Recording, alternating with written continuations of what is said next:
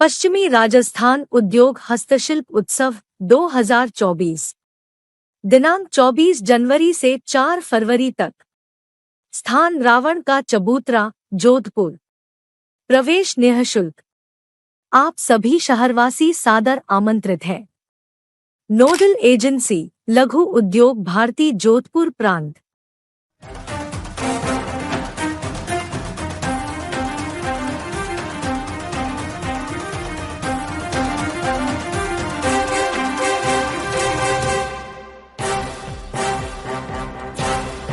नमस्कार, आप देख रहे हैं दिल्ली ग्लो न्यूज और मैं हूं आपके साथ मानवी ठाकुर। शुरुआत करते हैं आज की खास खबरों से। शिक्षा मंत्री मदन दिलावर ने सर्किट हाउस में की प्रेस वार्ता।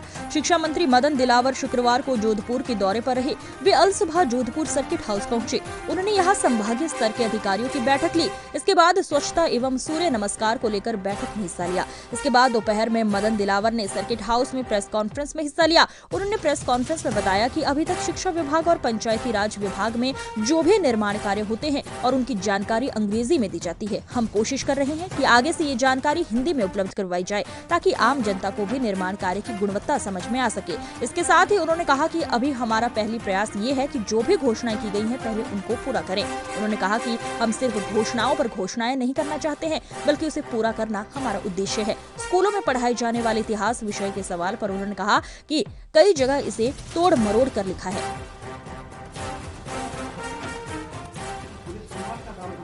वो सब कुछ छोड़ेंगे और क्योंकि ट्रांसफ़र पर अभी हमारे स्तर पर बैन है, जो बैन हटेगा तो सबको जहाँ जेडी स्तर के हमारे पास अधिकारी उपलब्ध है तो अधिकारी देंगे। मैं आपकी बात समझ गया हूँ, वो देंगे। और यहाँ ऐसा नहीं है कि CDO भी है, ये एक्स्ट्रा पोस्ट है हमारी CDO। पहले DO के ऊपर CDO और PO है, तो CDO भी एक दूसरे जेडी के बराबर है।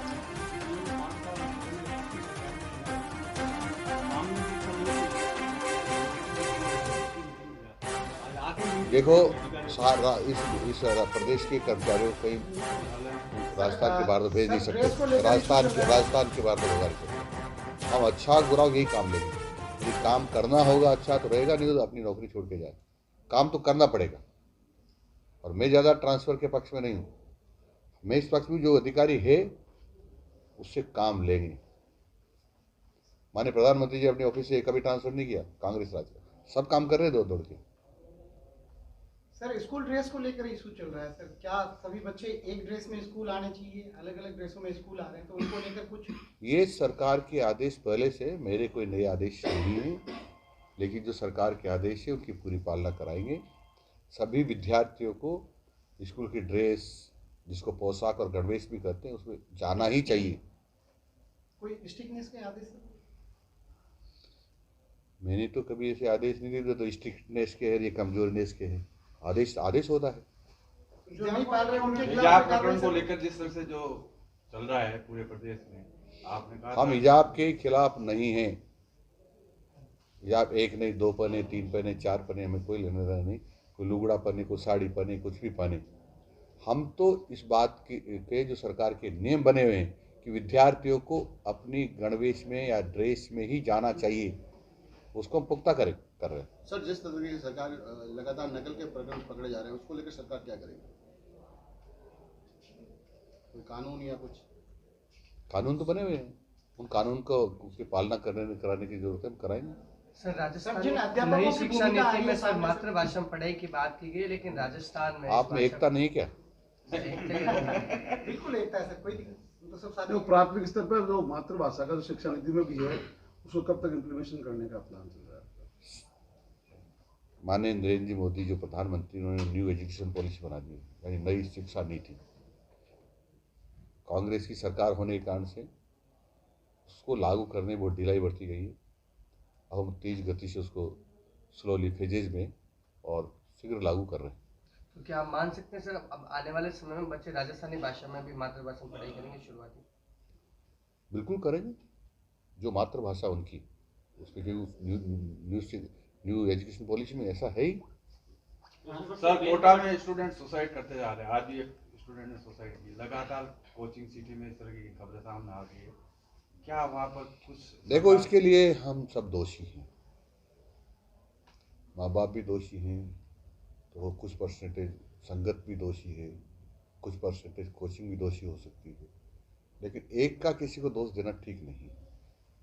माँ बाप का अपेक्षा ये है कि वो डॉक्टर इंजीनियर ही बने, उसकी रुचि नहीं है, फिर भी जबरदस्ती उसको डाल दिया है।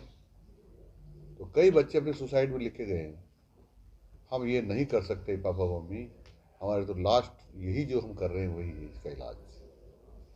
तो माँ बाप को उसकी पढ़ने की इच्छा शक्ति या उसके पढ़ने में रुचि कैसी है या कितने नंबर लाने की उसकी कैपेसिटी है, उसको देख कर ही सब्जेक्ट दिलाना चाहिए।